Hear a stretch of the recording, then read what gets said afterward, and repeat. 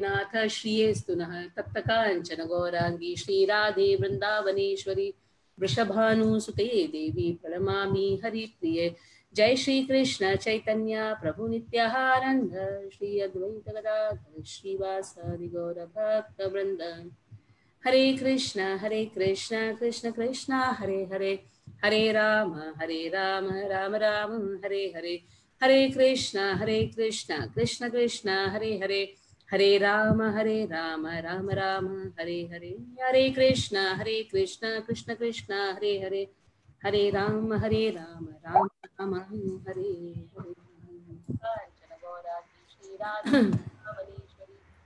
Today is very important day, Guru Purnima, that is appearance day of Veda Vyasa. The present Vyasa is Krishna Dvaipayana Vyasa. So 5 to 10 minutes talk on Veda Vyasa. Krishna Dvaipayana Vyasa. Vyasa is a post which is taken by the most scholarly person. So the previous millennium Vyasa is Parashara Muni. The father of Krishna Dvaipayana Vyasa is Parashara Muni. व्यासं वसिष्ठनप्तारं शक्तै पौत्रमकल्मषं पराशरात्मजं वन्दे शुकतातं तपोनिधिं. This is the lineage. Vashishta's son is Shakti. Shakti's son is Parashara. Parashara's son is Vyasa. Vyasa's son is Sukadeva Goswami. Vyasam Vashishtanaptaram Shaktai Pautra. He is Pautra of Shakti. Who is son of Shakti? Is son of Vashishta. You know Vashishta Muni. So Vashishta was Kulaguru of Dashrata. So Vashishta's son is Shakti. Shakti's son is Parashara. Parashara's son is Vedavyasa. Which Vedavyasa? This Vedavyasa. This millennium Vyasa. Who is Krishna Dvaipayana Vyasa, who is literary incarnation of Krishna himself, because he has to glorify Krishna. Who can know the pastimes of Krishna? Krishna himself only will know his own pastimes. That is why he has to give Bhagavatam, that is about Krishna. He has to compile Bhagavatam. So he has to glorify himself. That is how Krishna himself appears as Veda Vyasa, that is Krishna Dvaipayana Vyasa, whose son is Shukadeva Goswami, who propagates Bhagavatam everywhere. That is, he propagates Bhagavatam, he speaks about Bhagavatam to Parishit Maharaj. And that is how in that assembly Suta Goswami hears, and again he speaks Bhagavatam to the sages of Naimisharanya Goswami. So Veda Vyasa is the son of Parashara Muni. Parashara Muni, when he saw the perfect arrangement of all the constellation of the stars, in the previous millennium, Vyasa is Parashara Muni. Now he wants to give Parashara, he wants to give Vyasa for this millennium. Millennium means the whole Chaturyuga, count the Chaturyuga. Satyuga, the total of Satyuga, Treta Yuga, Dwapar Yuga and Kali Yuga. That is how the millennium means. This 4 yugas total is millennium.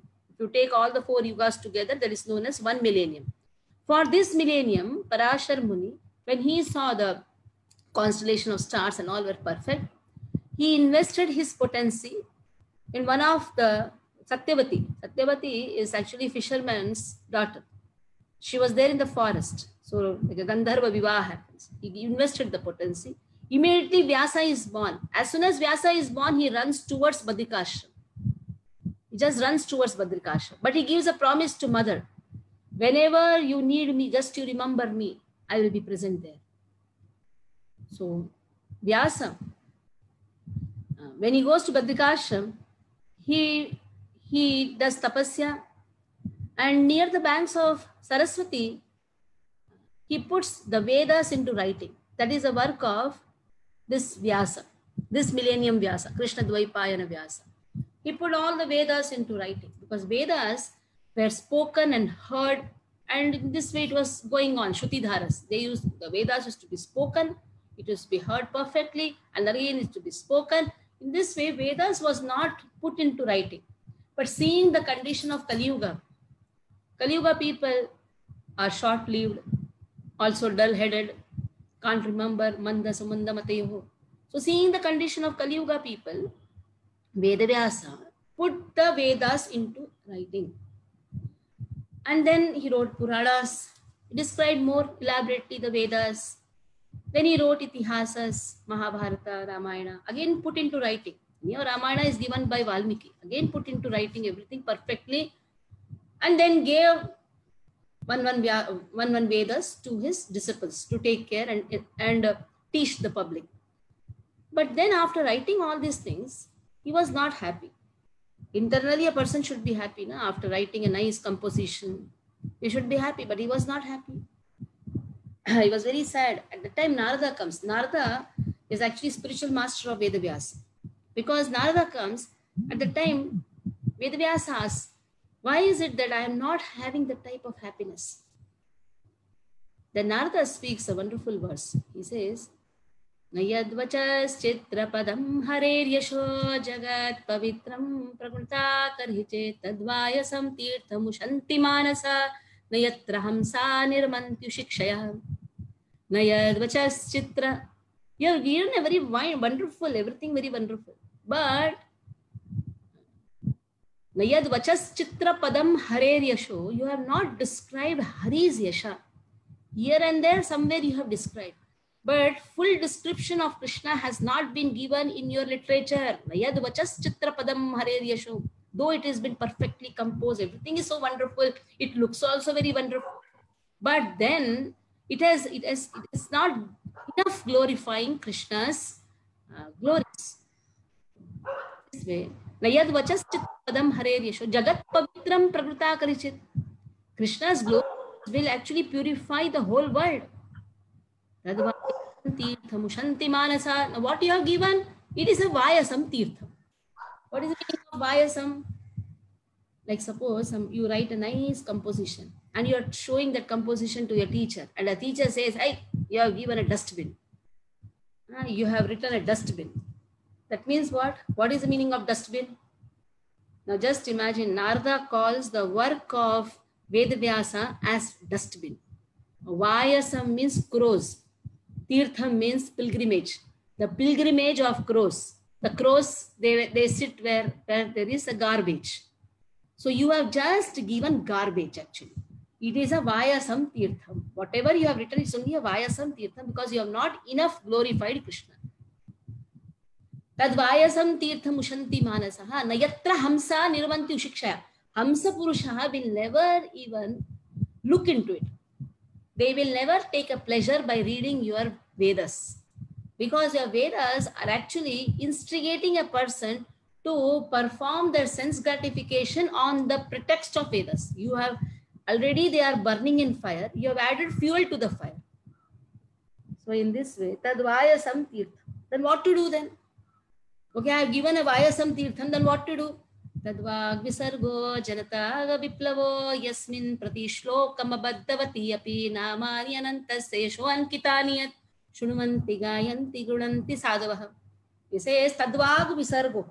Visarga means create. Tadvag visargaha janataga viplavo. Create such a literature which is going to bring viplavaha. That is revolution in the hearts of the people. Create a literature which is going to bring revolution in the hearts of the people. Tadvag visargo janataga viplava yasmin pratishlokam. In every shloka, what do you do? Yasmin pratishlokam abaddavati api. Even if it is not properly composed. Like sometimes the language may not be so perfect. Even if it is not perfect, even if it is not properly composed. Abaddavati api. Namani anantasya. Yeshwankitani. Anantasya. Krishna is anantaha. His glories is also ananta. In every pada, namani anantasya yeshwankitani. Sing the glories of Krishna. Sing the glories of the name of Krishna. Sing the glories of the pastimes. Everything about Krishna. Namani yeshwankitani shunuvanti gayanti gulanti sadhava. So sadhu purusha, they like to hear, they like to glorify, they like to accept the glories of Krishna. So in this way, Srimad Bhagavatam evolved. So what did Vedavyasa do? Vedavyasa condensed the whole literature. Whatever he had written, Vyasa, he condensed the whole Vedas into sutras. In this way, there were 500 and somewhere 20, somewhere 40, they say 540 sutras were made, and then natural commentary for each sutra. Sutra means formula. So it was condensed to formulas, that is Vedanta Sutra, and every formula was described so wonderfully. It begins with Athato Brahma Jigyasa, Om Namo Bhagavate Vasudevaya. So in this way, it started. One sutra was described very perfectly. And in that description, every word was glorifying Krishna. So every word is glorifying Krishna. That is why Srimad Bhagavatam evolved after Narada visited the place of Vyasa, the kutir of Vyasa. That is how in Badrika Ashram, Vyasa sits and writes Srimad Bhagavatam. Srimad Bhagavatam evolved. So it is the appearance day of Vyasa. How Vyasa appeared? He appeared because of the potency of Parashara. And that is how today everywhere it is celebrated as Guru Purnima. On the day of Purnima, Guru Purnima, Vyasa has to be remembered. And Vyasasana is a place where the preacher, the Shiksha Guru, the Diksha Guru, they take the position of that asana where they get the potency from Vyasa to speak about Krishna. It is Vyasa who gives the potency to the spiritual master to speak about Krishna. That is how Vyasa empowers. And present millennium Vyasa is the literary incarnation of Krishna himself. It is Vyasa who gave hair to the kingdom of Hastinapur. That is Dhritarashtra and Pandu. Vidura is also born. And Vyasa's disciple Sanjaya, he blessed Sanjaya to have this vision sitting even at the palace. Sitting in the palace, Sanjaya could envision the whole scene which is happening in the Kurukshetra war. So that is how there are so many glories about Vyasa. Vyasa taught Chaturshloki Bhagavatam to his son Sukadeva.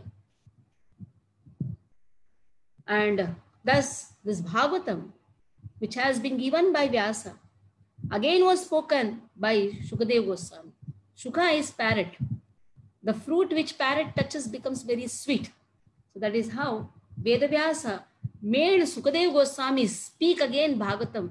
And that is how in that assembly where Parikshit Maharaj is hearing to Bhagavatam, Vyasadeva is also sitting and hearing to the glories of Krishna. He himself has empowered and he himself is also hearing to the glories of Krishna. Because the same topic, when touched by Sukadeva Goswami, becomes more sweeter. So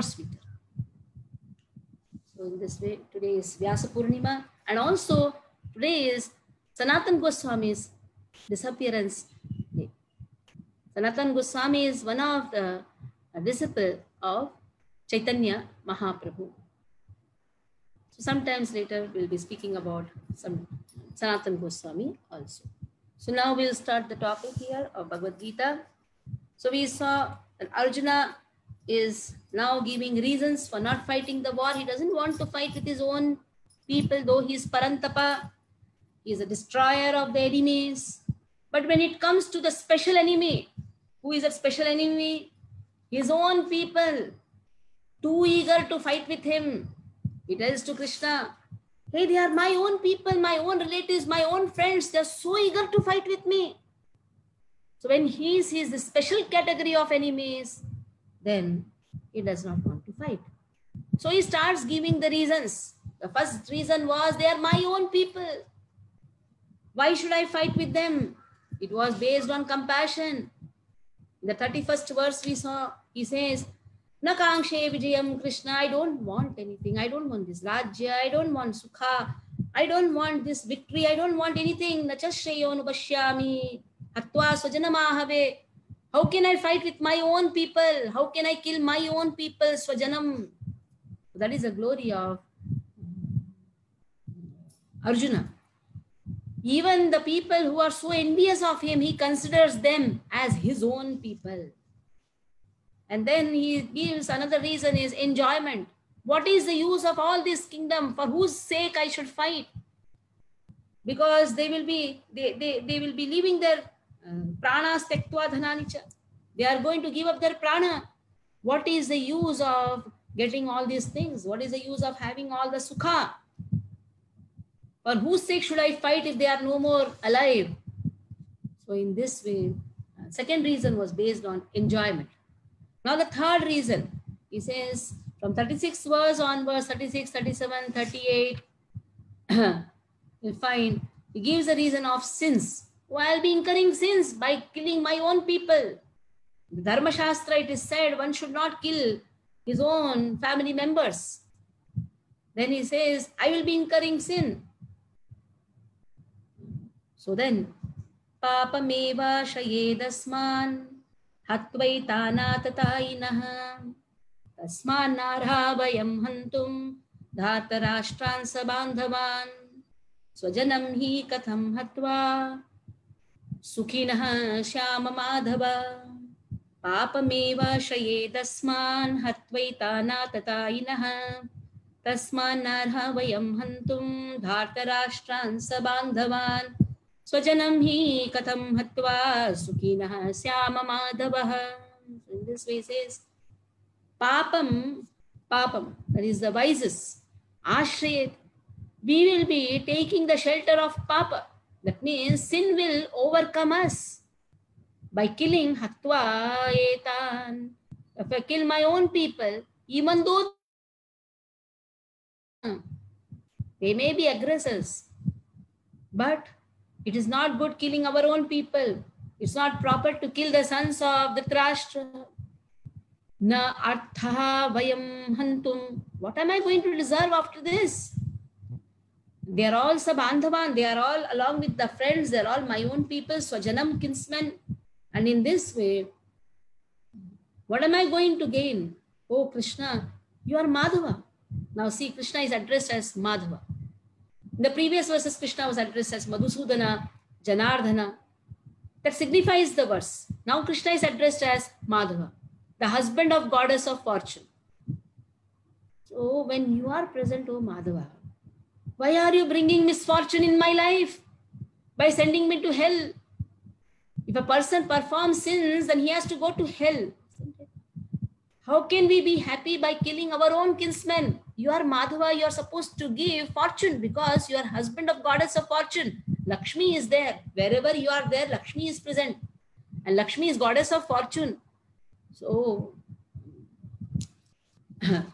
in fact, you should bring fortune in my life. You are bringing misfortune to me by sending me to hell. So in the purport, the 6 kinds of aggressors have been given. There are 6 kinds of aggressors. And if we see Dhritarashtra's sons, they are, especially Duryodhana, he comes in these 6 categories. Poison giver, yes. Sets fire to the house, that's true. Attacking with deadly weapons, that is also true. Plundering riches, so gambling match was there.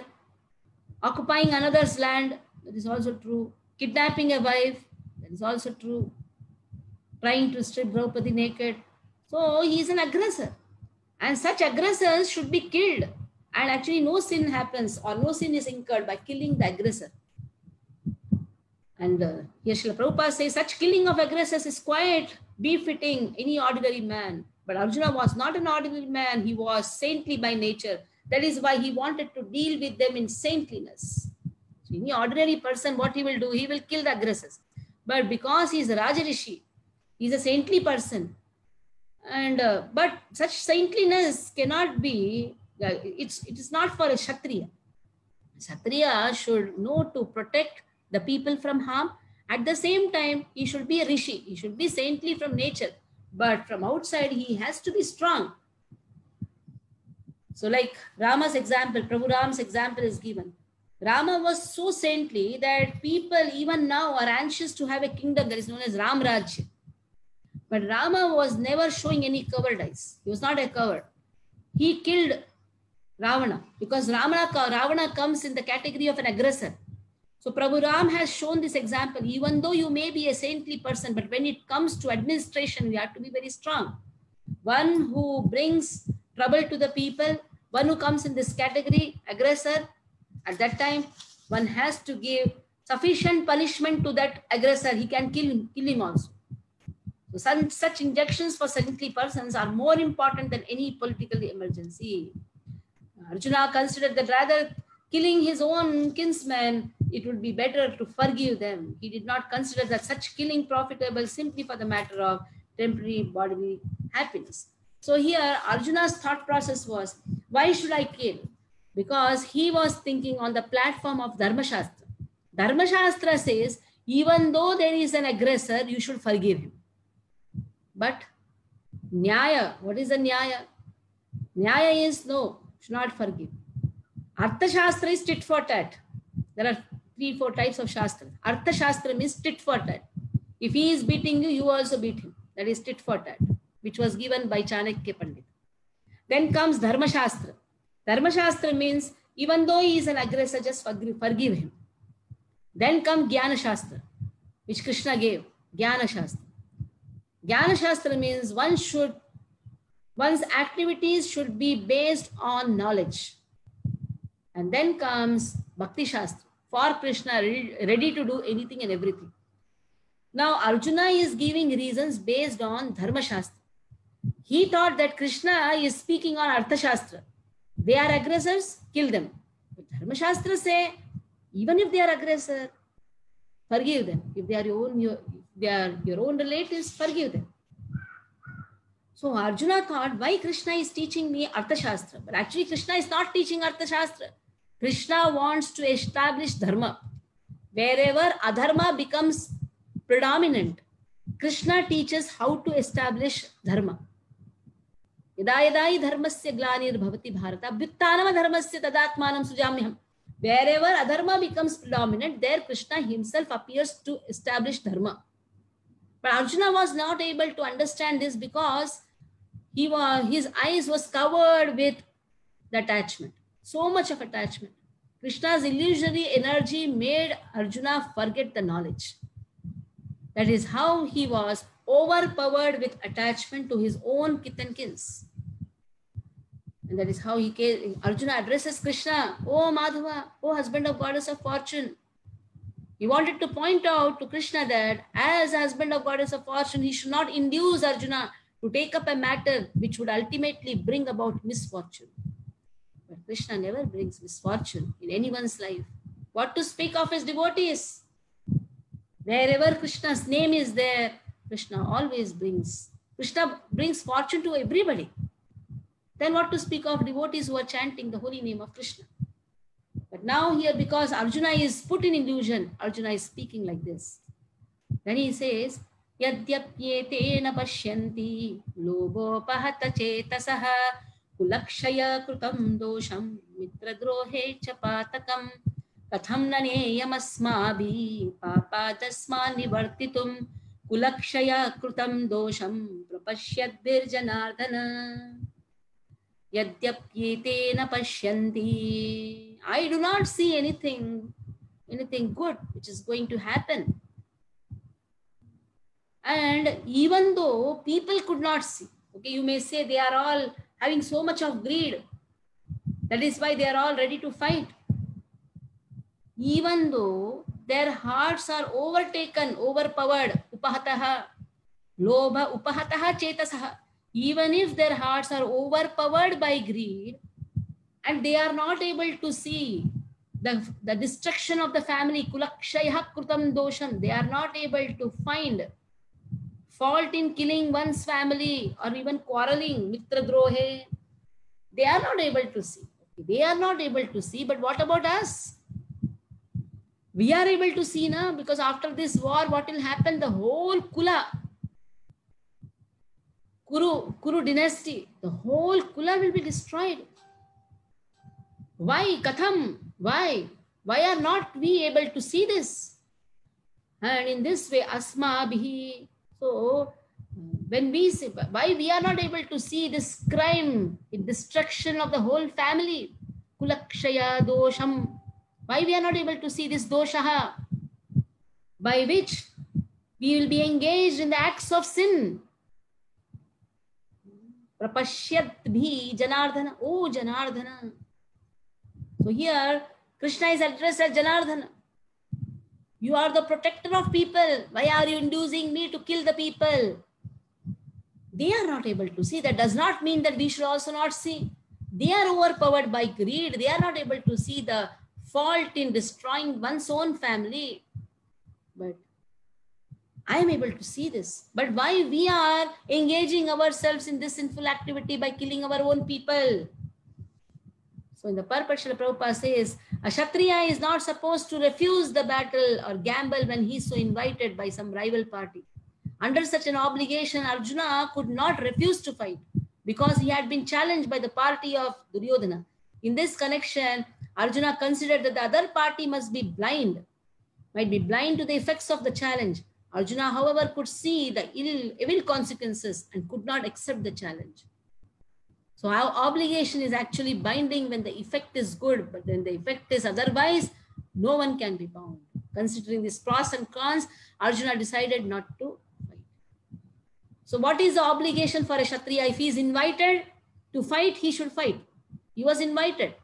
When Krishna goes as a peace messenger, Duryodhana did not accept any conditions kept by Krishna.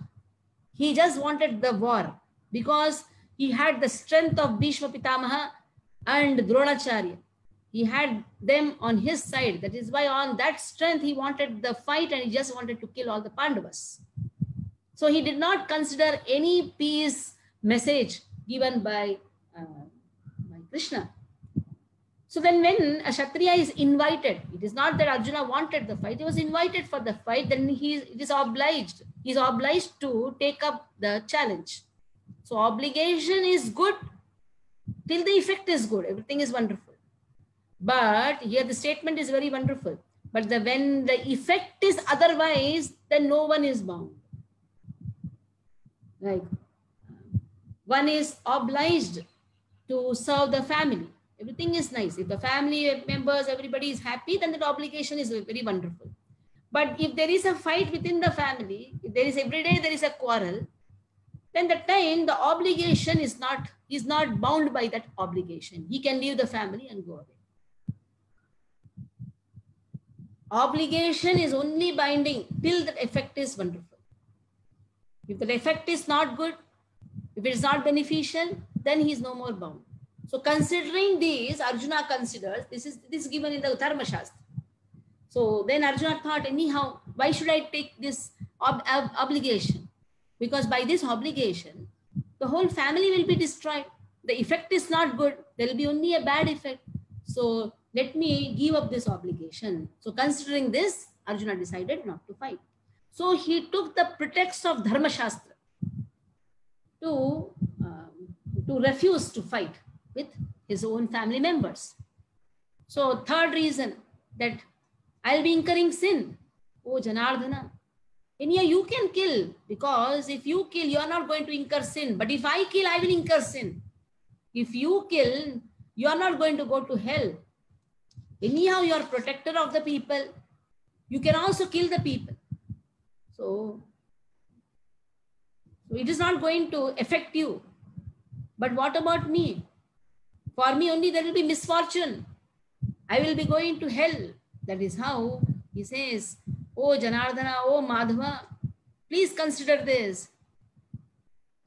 It is not proper for me to partake in this war because there will be undesirable consequences. There will be only undesirable consequences. So in this way, the result will not be good. It will be only undesirable result. That means Arjuna is only thinking about himself. What is desirable, what is undesirable. He is not considering the desire of Krishna. When a person is illusioned by the Maya Shakti of Krishna, at that time he only considers what is good for him. He never considers what he likes. He only considers what he likes. He never considers the desire of Krishna. He only thinks what he likes, what he desires. But the highest platform is what is the desire of Krishna. And the desire of Krishna is present in Bhagavad Gita, which is explained by the Acharyas. Srila Prabhupada has given a wonderful explanation. So Acharyas present the desires of Krishna in a wonderful way. So one has to understand the desire of Krishna rather than think of fulfilling his own desire. Now, from 39th verse, fourth reason of not fighting the war will be given. And what is that? The whole kula is destroyed. The family tradition will be destroyed. Kulakshaye pranashyanti kula dharma sanatanaha dharme nashte kulam krishnam adharmo vivavatyuta. Kulakshaye pranashyanti. If you destroy your own kula, what will happen? Kula dharma sanatanaha. The whole family tradition dharma. That means there are activities, kula dharma. You have the dharmik karya. That means there are activities. Certain festivals are conducted. The elders advise them. All the elders are only killed. If male members are killed, who is going to perform the ritualistic activity? In the sacrifice, ritualistic sacrificial performance, you need the male members. If all the male members are killed, elders are killed, who is going to guide the family? Because there are certain ritualistic sacrificial performances which has to be done. And they are eternally coming from the family tradition. So the family tradition will be vanquished. And then dharme nashte kulam krishnam. If the dharma, if the religion itself, the duties, who is going to teach all these duties? If that is itself is destroyed because of the destruction of the family, then what will happen? Adharma will become predominant. Now, who is teaching this to Krishna? Arjuna is teaching to Krishna. First chapter is actually teachings of Arjuna to Krishna. Not Krishna to Arjuna. Arjuna to Krishna. He says the rest of the family will be involved in irreligion. So in the Varnashrama system, there are many principles of religious traditions. There are traditions which come, which helps the members of the family to grow. The elders are responsible. There are sanskaras, like you have Garbhadana sanskara, Vivaha sanskara, Garbhadana sanskara, then Jataka ceremony, Jataka sanskara, Nama sanskara, Namakaran is given. Then you have Anaparasha sanskara, then you have Vidyarambha sanskara. All these sanskaras are there, Vidyarambha sanskara. Then you have Upanayanam sanskara. And there are so many sanskaras, till the last is Antim sanskara. Like that, so many sanskaras are given, and in this all sanskaras, it helps a person to advance in devotional service. Spiritual values are taught in these sanskaras. So it is the elder members of the family who teach us. And these are all the purifying processes. Because we just want to go away from this birth and death cycle. These sanskaras, if learned properly, and if it is done properly, then he can stop this birth and death cycle. So that is why the sanskaras are there. If understood properly, what is Upanayanam? Upanayanam means opening the eyes in spirituality, learning the Shastras, understanding the essence of Shastras. So one has to understand the sanskaras properly. Nowadays, sanskaras are only for namesake. The Upanayana sanskara, the boy is sent to the Gurukul to study further. But nowadays, Upanayanam sanskara has only become a formality. He's made to sit in the horse and then lot of chain, gold chain and all these gifts and all. Actually, now the simple life should start. Only a Brahmana is remained as a Brahmana in the namesake only. All the sanskaras are done just for the namesake. But real sanskaras are to make a person come out of this birth and death cycle. So that is why it is said, on the death of an elder member, such family traditions of purification may stop, because it's the elder members who guide, and the remaining younger family members may develop irreligious habits. And in this way, they will lose the chance for spiritual salvation. Therefore, for no purpose should the elder members of the family be slain. But if you see nowadays, even elder members also don't know what is samskaras. That is the situation now, what to do. Because after this British rule, all this Gurukul system, everything was abolished. And English education and all came. Humpty Dumpty sat on the wall. Why if they sat on the wall also, what is going to happen? So Ramayana, Mahabharata, they all were kept aside. In the schools, education is twinkle, twinkle, little star. How I wonder what you are. So all these educations are actually meaningless. In the sanskara, the real meaning to what is the purpose of our life, what is the goal of our life, that is all taught in the Gurukul system. That is why we are taking the efforts to again re-establish this Gurukul system. ISKCON is taking the efforts because this Gurukul system is very much important. That teaches us about the truth, not give some false. Already we are in an illusory world. On top of that, Humpty Dumpty sat on the wall. Just imagine the child thinks who is Humpty and who is Dumpty. So all these things again are putting a person in illusion instead of removing the illusion.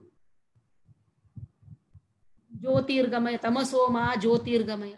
Tamasoma, jyotirgamaya cannot be given by this present day school education.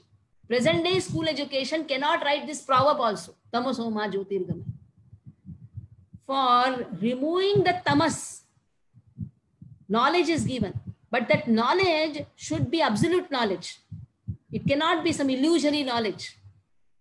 Illusory studies cannot remove the tamas, the ignorance of a person. So that is how here he says the elder members, they should not be killed. They should be protected. They should guide us. But what will happen? If there is a war, the whole family will be destroyed. The elder members will be slain. And adharma will become predominant. And if the adharma becomes predominant, then what will happen? Adharma bibhavat Krishna pradushyanti kulastriyaha strishu dushta suvarshneya jayate varna sankaraha. Adharma, if there is irreligion predominant, adharma is based on non-compassion, then falsehood, no austerities, do whatever comes in the mind, no purity. So in this way, when the dharma becomes predominant, kulastriyaha, the family ladies also will become polluted. And when the family ladies become polluted, the womanhood becomes polluted. That will give rise to unwanted progeny. In this way, uncared children, unwanted progeny, varna sankaraha. So it is said, women should be protected. Women, child. The woman is compared to ornament. Ornament is not kept on the streets. Ornament is protected. The same way womanhood should be protected. The good population depends upon the mother's care. Generally we think we will educate a woman. It is very wonderful. Educating a woman is very wonderful. But that is not for showing it to the outside world. It is for educating one's own child. Because the highest position which a woman can take is motherhood. That is the highest position. The topmost of all the position is being a mother. And that is a responsibility. It is not just take a pregnancy leave. Nowadays there is a pregnancy leave given for 6 months. Feed babies for 6 months and then leave the child and go to office. And the child will be drinking mother's milk in the, nowadays that is also coming, bottle, in the bottle. Suck out the milk, keep it in the fridge and keep the child under somebody's care and then go away. That is uncared child. It is also known as Varna Sankara only, uncared child. Because child needs attention of mother. Child wants to speak so many things which he cannot do with his grandparents also. He can only do that with mother. Mother has got such a wonderful position. Only the child's emotions can be understood by mother only. That is why the more mother gives attention to the child progresses. It is to be said that 5 years a child has to be fed with mother's milk. Just imagine, 5 years. The child who gets 5 years mother's milk, the child will spiritually progress also. That much attention mother has to give to the child. It is not just give birth and then give something here and there, some ruffle lace or this and that, buy something from outside. No, you don't have to give anything. You just have to give your time. Mother has to cook for the child, not that employ some cook and feed the child. The child's health will never improve. It is mother who cooks her love in the food. It is not that she is giving just the food, she is giving her love in that food. The more the child is scared, Chanakya Pandit says, till the 5 years, one should not scold the child. One should love the child so much. Even if the child is adamant in asking something, you should be very tactful in diverting the attention of the child and see that the child asks what you really want him to ask. But generally now what happens is, just to feed the child, people on the TV, and the child goes on seeing the TV and the mother goes on filling the mouth of the child. But mother has to speak to the child, play with the child, not that give some mobile in the hand and make the child divert the attention and in this way feed the child. That is not going to improve the health, especially the intellect of the child. Very important, mother's care. So much of patience is required. Sometimes the child takes 1 hour to take the food. That much patience mother should have. Up to 5 years, Chanakya Pandit says one should not scold. And that is the time Annakosha of the child develops. What is Annakosha? Child goes on eating something or the other. Child wants. It's not that just to make some food and keep it in the creche or keep it somewhere and then the child will eat. Child wants variety. When you say child means he wants variety. Sometimes kurkur, something snacks, kurkur snacks, sometimes soft, sometimes fruits, sometimes child may reject what you have cooked, doesn't want to eat. Then you have to again cook for the child. So that much patience should be there because child likes, that is the time Annakosha of the child improves. And then from 5 years onwards, the mothers should be a little bit strict on them also. That means mother should guide them what is good, what is bad. If the child is a little bit adamant, at that time she can show the stick. Show the stick means not literally go on beating. Show the stick means at least she can scold the child. So that is the time Pranakosha of the children develop. What is Pranakosha? Pranakosha means child wants to do so many activities. So many activities. Likes to do some pota, some jhadu, all activities can be done by the child. You can give all this. Give some jhadu, the child will go on doing some jhadu. You cannot call it as a child labor, but it is just to engage the child. Engagement. Sometimes they like to go on painting. They like to do all these things. They like to play, they like to paint, they like to do some creativity, some clay is given, they will make wonderful creativity. So Pranakosha develops at that time. So much of energy is there. This is the expertise of mother, how to engage that energy of the child. If you don't engage the energy of the child, then what happens? By owning this TV, this mobile, that energy is subsided. The energy of the children, that is why in the farms you see, the children, they play like anything. They go and wash the cows, they play with the cows, they'll do something. So much of energy is there in the village, the children, in the village, because mothers are giving the full attention. When I go to the village, I see the children are having so much of prana in them. Prana means so much of energy. But in the cities, if you see, the children have all black circles down. Because that prana has been subsided by this TV, these computers, and all these things. Prana of the children means you have to engage their strength. You can give them some work at home, no problem. You can make them draw something. They have so much of energy, you should know how to engage them. Sometimes they like to cut the vegetables also. They like to peel off something. You can engage them. Engage them along with you. But for that, you should also be at home only. You cannot just run about and engage them. You should give time to them. Sometimes children like to roll some chapati ka atta.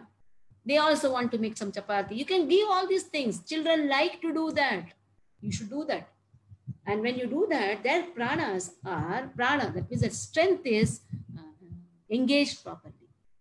It's channelized properly. And that is a time you can tell about what is good, what is bad. You can direct the children. And by the age of 8-9 years, they start asking you so many questions.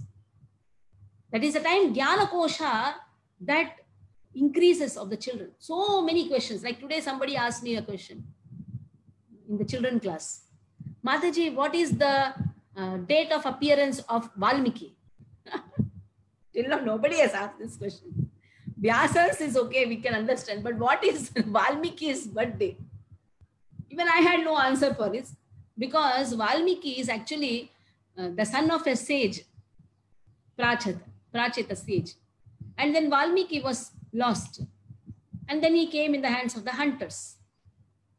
But the count of Valmiki's birth is not recorded.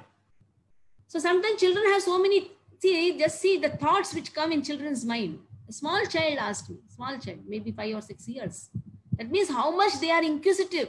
For that, you should give time. That sometimes they will go on asking question. By the time you give answer, they will ask to another question. So you don't have to be very serious in answering the question. Mummy, what is that? Why that star is here? By the time you answer, they will ask some other question. You just give ears to your child. Let the child go on asking. You go on answering, whether that answer may be right or wrong. You just go on answering. Your time is required by your child. By the age of 7, 8 years, they will go on asking the question. Be with them. Be with them. Give ears to your child. They will do some blah, blah, blah. You also do blah, blah, blah. They just want you to go on speaking. You don't say, I don't know the answer. You give any odd answer. Even I was not knowing the answer. I gave some answer. The child was satisfied. So just satisfy the children by opening the mouth. Just go on answering. Whether your answer is wrong or right, you don't have to do any research. Neither the child is going to do research or going to award you some best mother of the... Go on answering the questions. So in this way, the child likes to talk with you. And then comes Vijnana Kosha. Now you cannot fool the child. Now the child is grown up. 13, 14 years, Vijnana. Because you gave ample time to the child's intellect increases, and now it starts studying on its own. You don't have to do much. You don't have to sit with him so much or pay attention that much, because Vijnana Kosha, now the child is properly, very nicely developed into a nice youth, young girl. And in this way, young girl, young boy, they can now study very nicely. And because you have given enough time to the child is mentally very strong, intellectually very strong. And that is why it experiences Ananda Kosha at the age of 18 years. The child is always in Ananda because no anxiety. Proper food by the mother, proper care by the mother. 18, 19 years, the child is always in Ananda Kosha. That means he is satisfied. The more you give attention, the more child feels secure. Insecurity leads to anxiety. Insecurity leads to the tendency of committing suicide also. You see 15 years children, if they don't get their things, they are in fear. They want to commit suicide. There are so many suicidal cases. 10th standard mark is not good. The child commits suicide. Why this is all happening? Uncared children. Varnashrama, Varna Sankaraha, uncared children. If elders are not there to guide, then what happens? The husband and wife, they do whatever they want. They just go to offices. They just earn some money. They bring something toys to the children, and they give some small time to the children, especially when they are small. They just scold the children. But when the child becomes little big, baat aaya, daat aaya, so 5 years when they speak, start arguing with you, then you at that time, then you have to scold, you become quiet. Because why to argue with the child? Okay, give everything to the child. And then when the boy becomes big, at that time, you start advising him. Because now you came to know that he is on the wrong path, you start advising. That is the time you should be friend of him.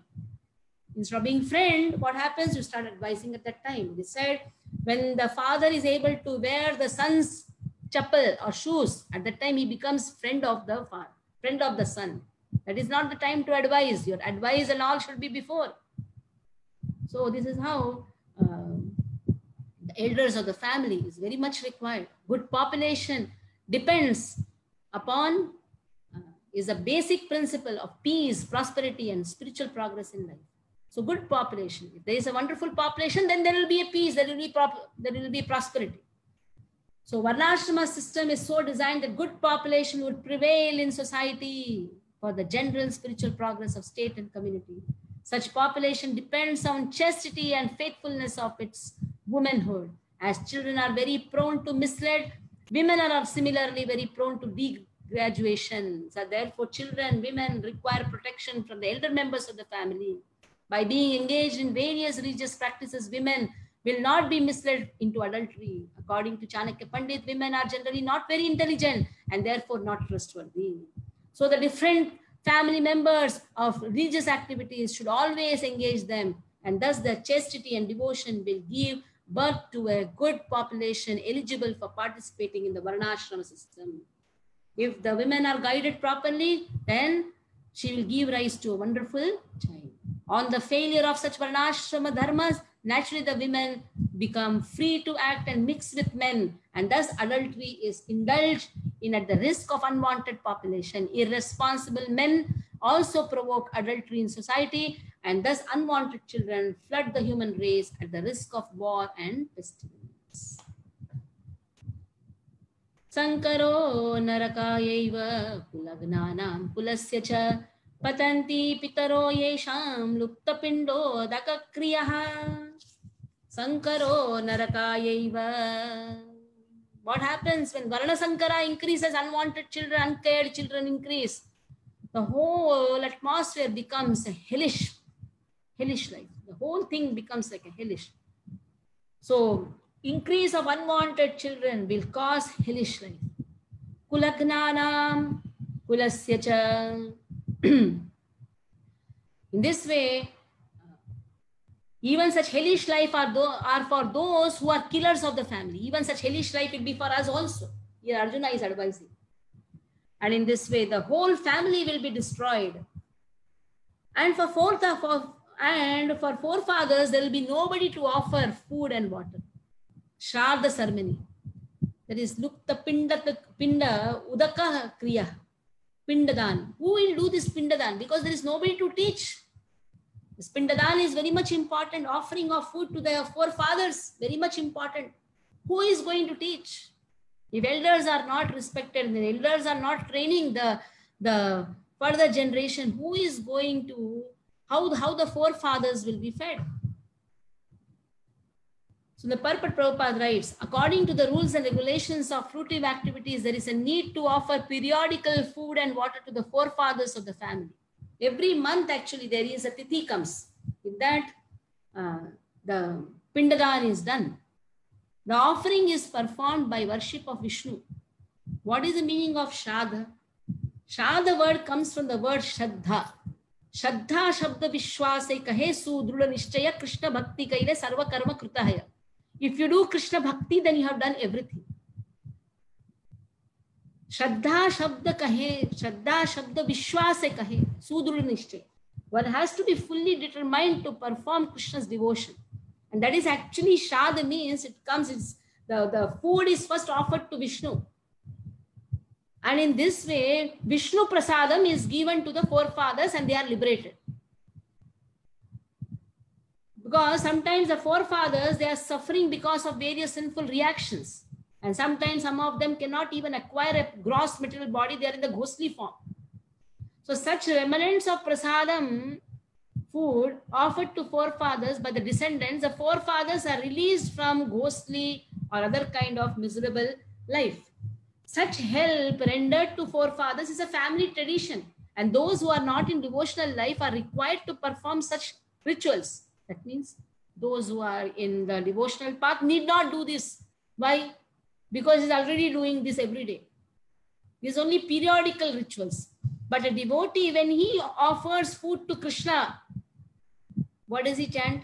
Namo Brahmanya Devaya, Go Brahmanya Hitaya Cha, Jagadditaya Krishnaya, Govindaya Namo Namaha. Write down this verse. Or Chandrapati Prabhu can give it afterwards also. How to offer bhoga to Krishna. When you offer bhoga to Krishna, first thing is remember Srila Prabhupada. Because we on our own strength cannot, we are not qualified. We are not qualified with our own strength. That is why first Prabhupada Pranam mantra is chanted. Namo Vishnu Padaya Krishna Presthaya Bhutale Srimate Bhakti Vedanta Swami Iti Namine Namaste Saraswate Deve Gauravani Prachar Nirvishesha Shunyavadi Paschate Deshatarine So first, offer prayers to Srila Prabhupada. If you are initiated devotee, then first offer the prayers to your Guru Maharaj, and then to Srila Prabhupada. First off, now many of you are very new to this movement. So first offer the prayers to Srila Prabhupada, and then offer prayers to Chaitanya Mahaprabhu. Namo Mahavadanyaya Krishna Prema Pradayate Krishnaya Krishna Chaitanya Namne Gaurtishe Namaha. That is also there in your book. So offer prayers to Chaitanya Mahaprabhu. Mahavadanyaya avatar, most compassionate incarnation is Chaitanya Mahaprabhu. So he will forgive all the sins what you have done. Even we have done so many mistakes while cooking also. All that mistakes are taken by mother. And Chaitanya Mahaprabhu is compared as mother. So in this way then, Jai Shri Krishna Chaitanya Prabhu Nityananda Shri Advaita Gadadhara Shivasadi Gaura Bhaktavanda Panchatattva Mantra. And then last, very important, Namo Brahman Devaya. Oh Lord, you are Brahmana. You are Brahmanas Devata. Devata means you are the protector of Brahmanas. Namo Brahmana Devaya. Go Brahmana Itayacha. You are protector of the cows. You are protector of Brahmanas. Jagadhitaya Krishnaya. You're also the protector and maintainer of the whole world. Jagadhitaya Krishnaya. Govindaya Namo Namaha. In this way, Govinda, please engage all my senses in your service, O Govinda. In this way, O Govinda, you are the pleasure giver for the cows, for the senses. And so how to attain pleasure for our senses? By serving Krishna. If one pleases Krishna, automatically his senses are also pleased. So in this way, one has to offer to Krishna. When one offers every day to Krishna, it is said Krishna never keeps anybody hungry. Once there was a test. Because the statement is there, Krishna does not keep anybody hungry. He only eats after everybody has eaten. So one of the Brahmin had a doubt. So what he did was, he put an ant inside a small dabba. And he locked the dabba. Now he thought, let me see. Because this statement, Krishna never eats anything without feeding anybody. If somebody is hungry, then Krishna will not eat. So he wanted to test. So one whole day he kept that ant inside the dabba. And then afterwards he thought, now let me see. Because the statement is Krishna does not eat. As soon as he opened, this ant was very peacefully eating one akshada. Because when he kept, akshada of his head fell there. So he was not knowing. So Krishna makes provision for everybody. Krishna has made provision of food for everyone. We are only having that anxiety. Oh, lockdown, 10 days, no vegetable market is open. That is so much of anxiety is there. Now the 10 days for Thana, there is no vegetable market, no fruit market. Everybody has stocked inside their fridges. 1 kilo. Never they would have purchased this much. 1 kilo, 2 kilo sabjis. So we take so much of anxiety. But Krishna sees that everybody is fed. That is why whoever is performing this devotional service of feeding Krishna every day, he need not have to do specially some Shraddha ceremony. Because automatically forefathers are also fed. That is why it is said, whoever performs pure devotional service, automatically this is included. It is not that he is not doing. It is automatically included. Devar Shibhuta Taniram Pitrulam Nakinkaro Nayam Runi Charajan Sarvatmanaya Sharanam Sharanyam Gato Mukundam Paharutyakartam. This is a very important verse. Possible, learn it. Why possible, learn it? Learn it. Not possible, learn it. Learn it. Devar Shibhut, repeat after me. Devar Shibhuta Tarunam Pitrunam. Repeat.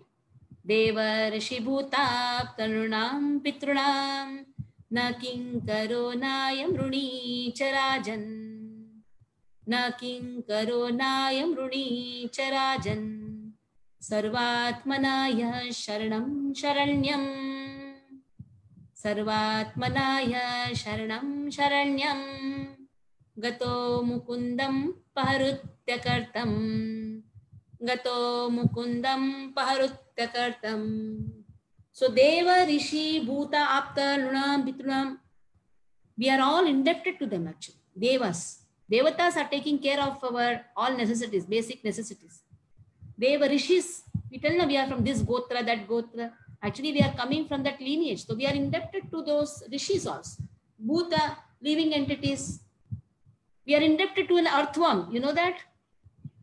We are indebted to earthworm. We are indebted to snake also, which eats rats. That is why the crops are growing. We are indebted to earthworm because it increases the fertility of the soil. So many like that living entities we are indebted. We are indebted to the worms which is present in our stomach, because of which the digestion happens. So we are indebted to so many living entities we also don't know. After family members, we are indebted to them. Because of them, we are progressing in everything. They are taking care of us. Nunam, the human people, humanity, we are indebted to the humankind also. Pitrunam, to the forefathers also. But who has given everything to Krishna? Sarvatmanaha yah sharanam sharanyam. Sharanyam is one of the name of Krishna. Sharanyam. Whoever has taken sharanam of the Sharanyam, how? Sarvatmana. Tan man dhan. Generally we say, tan man dhan sab kuch tera. But when it comes to dhan, dhan lage mera, tan man le lo. But not dhana. Tan man dhan, everything is yours. Sarvatmana yah sharanam sharanyam. Oh Sharanyam, oh Krishna, I am completely surrendering unto you. Gato mukundam paharutyakartam. In this way, he has given up all his materialistic duties and materialistic tendencies. Here, duties refers to keeping Krishna in the center and performing all the spiritual duties. All the duties become spiritualized. It is not the giving up the duties. Spiritualizing your duties. Cooking is your duty, then spiritualize that duty by feeding Krishna. If brooming is your activity, spiritualize it by understanding that the house belongs to Krishna. So, utilizing every moment in Krishna's service, paharutyakartam, giving up all these material desires, then that person, na kinkaro nayam runecharajan, then that person is not obliged to any of the above given list. Deva, Rishi, Bhuta, Apta, Nrinam, he is not obliged.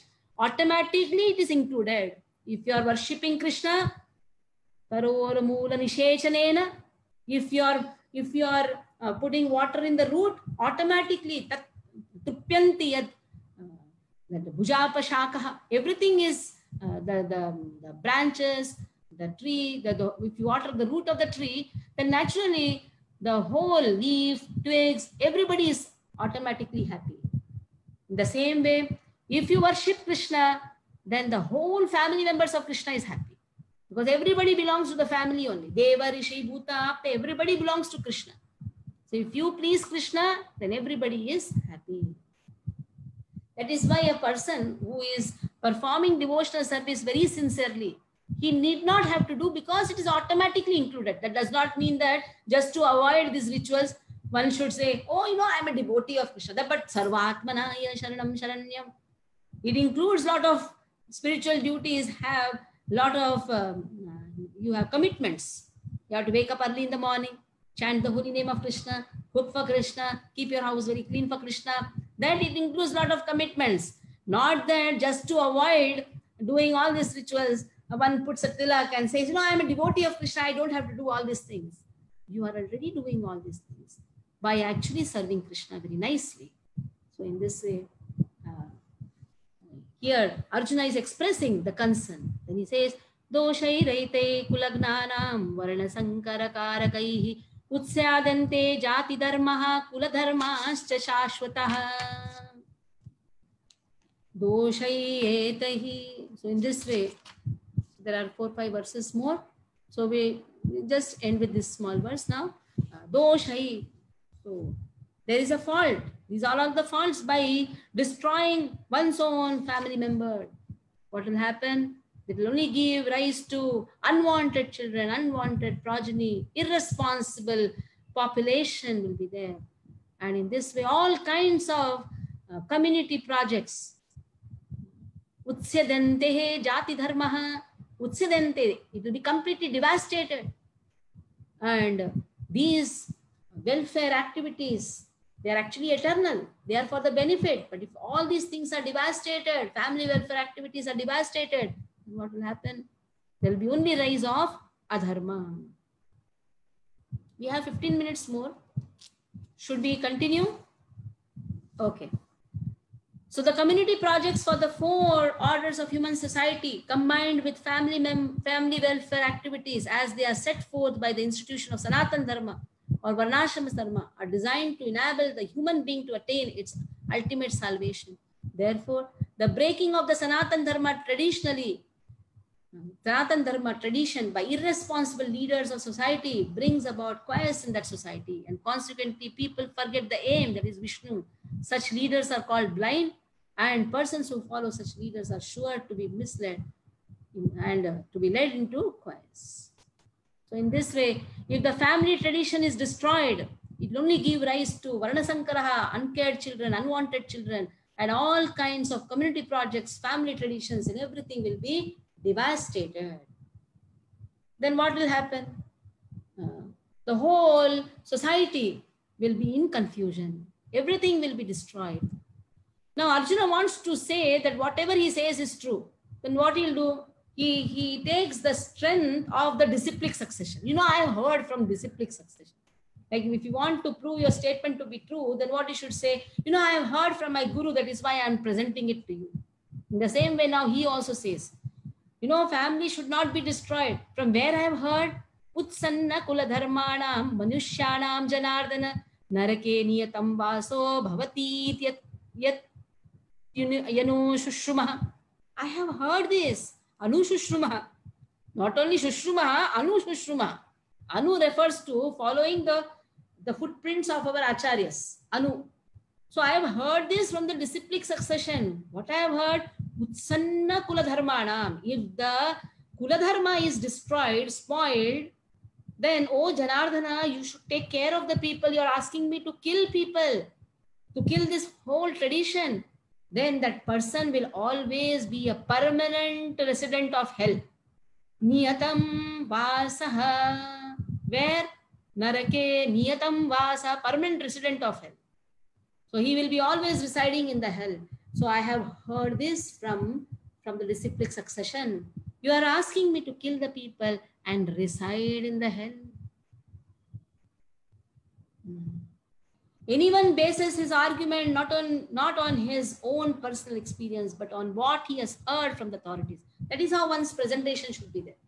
Whatever he has heard from his authorities, that is a way of receiving real knowledge. One cannot reach the real point of factual knowledge without being helped by the right person who is already established in that knowledge. This is a system in Varnashrama system, Varnashrama institution, by which before death one has to undergo the process of atonement for his sinful activities. One who is always engaged in sinful activities must utilize the process of atonement called prayashchitta. Without doing so, one surely will be transferred to the hellish planets to undergo miserable lives as a result of sinful activity. So he says, I have heard from the authorities. That is a way to receive knowledge. Now, Dharma Shastra. Now, he's speaking on Dharma Shastra. Yajnavalkya is the guru of Dharma Shastra. He says, I have received from the authorities disciplic succession. So I know if we destroy the family tradition, which is meant for spiritual salvation for everyone, but now if you tell me to destroy that, what will happen? I will be the permanent resident of hell. And then he says, Aho bata mahat papam kartum vyavasita vayam yadrajya sukhalobhena hantum swajanam udyata. Aho, alas, what a terrible situation. How strange this is that yat papam, we are mahat papam, we are ready to do great sins. Kartum, that means we are ready to do the great sins. Just because even we are also driven by greed. Yadrajya sukhalobhena. We are also driven by greed. Okay, they are driven by greed. They are not able to see the consequences of the war. But then we are also driven by greed, and we are ready to kill Swajanam, our own people. So driven by selfish motives, one may be inclined to such sinful acts such as killing one's own brother, father, mother. We have seen that is what we are teaching the children in history also. Aurangzeb, he imprisoned his father. What we can teach? This only we can teach. But that is what is given here. Driven by greed, anybody can do anything. He can kill his mother also, father also, brother also. There are so many instances in the history of the world, but Arjuna, being a saintly person, is always conscious of moral principles and therefore takes care to avoid such activities. He says, why should I need all these things? Yadrajya sukalobena, I don't want all this. Just for all these things, I should kill my own people. Then he says, better is I die. Yadi mama pratikaram ashastram shastrapanayah. Even if ashastraha, even if I am not having any weapon in my hand, even if Dhritarashtra's son comes and kills me, I accept it. Dhatarashtrasya rano rane anyus tanme shemataram bhavet yadi mama apratikaram. Even if I stand unresisting, and even if sons of Dhritarashtra, weapons in the hand, they attack me, I am ready to take it. That is how he is such a saintly person. He is seeing the consequences of the war which Duryodhana could not see. Krishna went just to ask 5 villages, just give, let them be occupied. They are Kshatriyas. Kshatriyas cannot remain without having some land to administer. So they should have something, some place to take care, because it is a work of Kshatriya to give protection. Just give 5 villages, but Arjuna could not see. He just wanted the war. On top of that, his father also wants the war. That is why he says in the first verse, oh Sanjaya, what is happening? Samaveta yusavaha mamakaha pandavaschaiva kimakurvata Sanjaya. What are they doing? Why are they wasting time? Let the war start. So they could not see the consequences of war, but here the saintly person, Arjuna, could see the consequences of war. He says, why should we fight? Why should we attack our own family members? Even if they attack me, I am ready to accept that attack. It is a custom according to Kshatriya fighting principle that an unarmed, unwilling foe should not be attacked. If the other party is not having the arms, then enemy should not attack. But in the Kali Yuga, what happened? Hiroshima, Nagasaki, the bombs were put. At the time, they were all sleeping. When the person is sleeping, after sunset, actually, the war stops. That is a rule of the war. That is why Dharma Yuddha, Kurukshetra, in the Kurukshetra, Mahabharata war was not an ordinary war. It is actually Dharma Yuddha. After sunset, then they used to go to each other's camp also. They used to sit together and eat also. So that is Dharma Yuddha. Not that somebody is sleeping, you put a bomb on that. Now also currently something happened in Pakistan also. Then we are also having some, what is that? Nice word is that, striking. Some nice word was there. So we also do such things. This is not actually Dharma Yuddha. When the foe is sleeping, when the foe is unarmed, when the foe is not willing to fight, at that time that attack should not be there. Surgical strikes. So that type of, they will do, then we will also do. So such type of tit for tat is happening. That is what is Kali Yuga war. Because it is not guided by Brahmanas. Every Kshatriya has a spiritual master to guide. But if the Kshatriyas are not guided by the spiritual master, such type of fights will happen. So all these symptoms are due to, now why Arjuna had so much of sympathy even to those people who were so much envious, because he is so soft-hearted as he is a devotee of Krishna. They said, even if attacked by the enemy in such awkward position, he would not fight. He did not consider how much the other party was bent upon fighting. Because these symptoms are due to his soft-heartedness resulting from his being a great devotee of the Lord.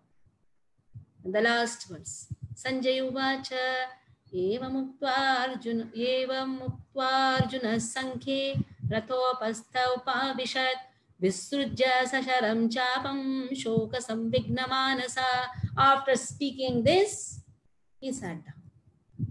Was was crying. He spoke. After speaking thus on the battlefield, he kept his bow and arrow aside. Sasharam Chapam Visrujya kept the bow and arrow aside. Shokaha Samvignaha. His mind was so distressed with shoka, lamentation. He was lamenting within the mind. He just sat down on the chariot. He told Krishna, take my chariot in between the two armies. I want to see who are those people on the other side.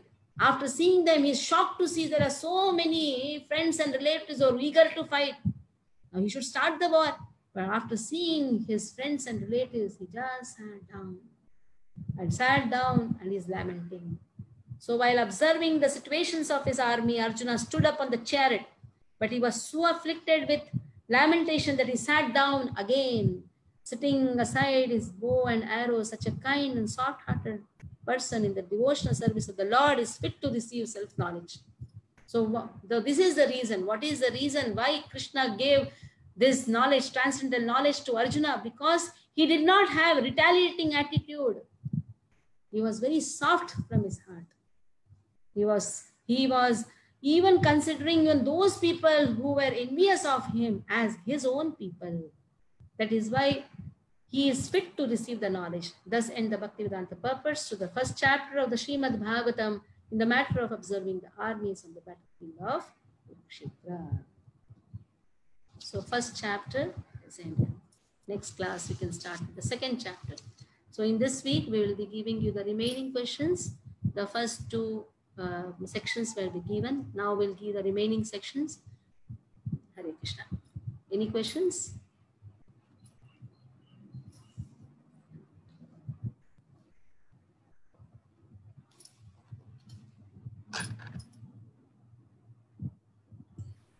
Nitra Mataji, you can unmute yourself. Hare Krishna Mataji. Hare Krishna. Mataji, can you please repeat the Shastra? One is Dharma Shastra, second is Artha Shastra. First is Artha Shastra. Artha Shastra, Dharma Shastra, Jnana Shastra. Jnana Shastra, and the fourth one Bhakti is? Vyakhyan. Given by Narada, Bhakti Vyakhyan.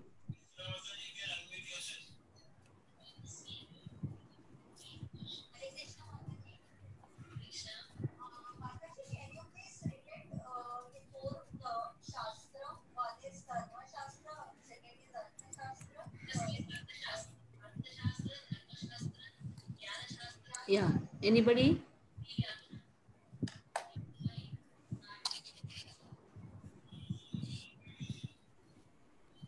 Any more questions? Hare Krishna Mataji. Yeah.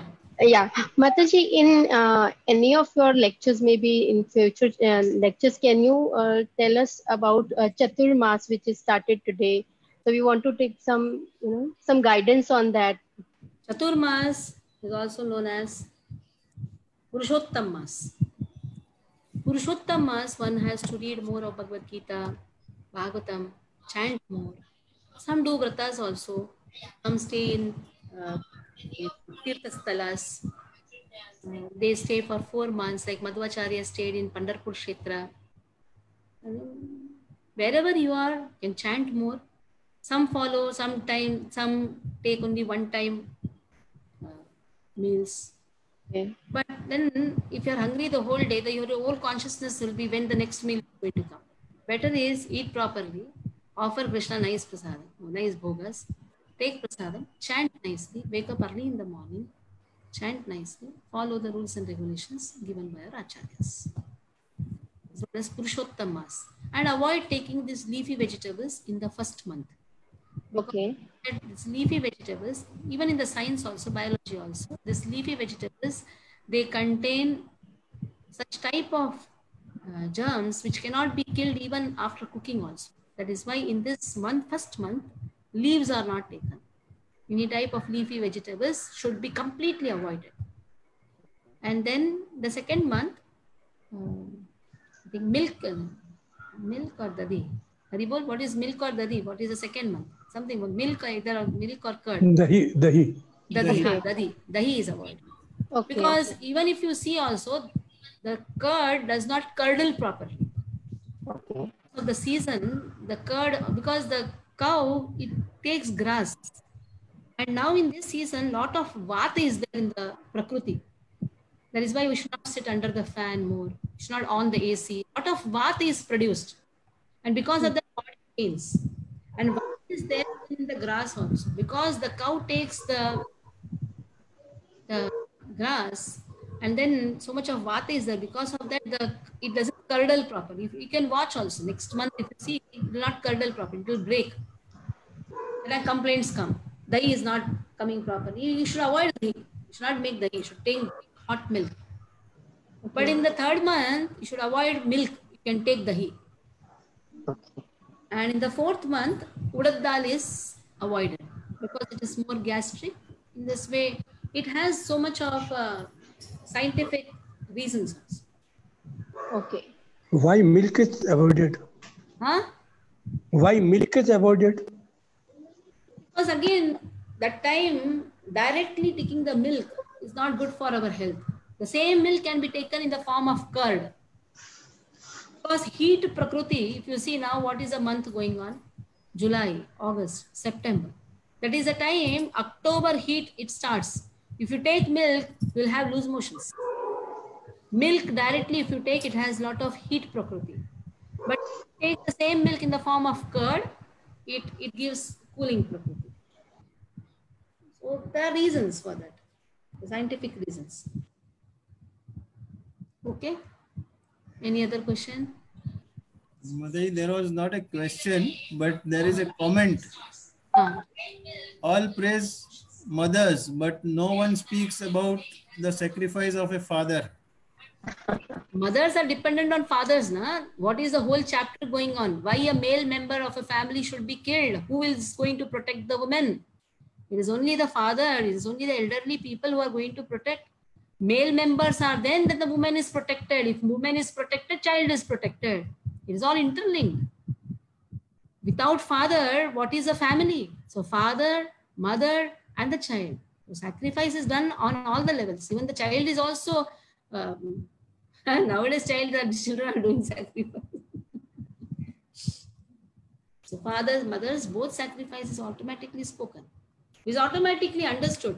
If a woman is protected, that it is itself is understood that she is under the care of the husband. Okay. Any other thing? So Any we'll more stop here. question? Next time we'll read all the 27 verses. Now we'll stop at 7:05.